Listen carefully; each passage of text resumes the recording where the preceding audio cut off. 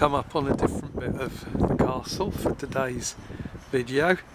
I'm up on the top of the Barbican, which was built in, I think, the late 14th century, and if we go up to the wall here and look down, you can then see the Prisoner's Walk where we're digging, and you've reached quite a good point to pause for a moment. We've got the cobbles all exposed at this end near the steps here, and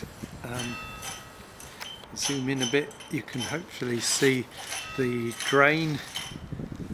I think that's what it is, with the flatter stones there towards the left of the cobbles, and then this interesting mortar feature across the passageway there, which we need to sort out. It's got to be something to do with that phase of the entrance, but I don't quite know what yet.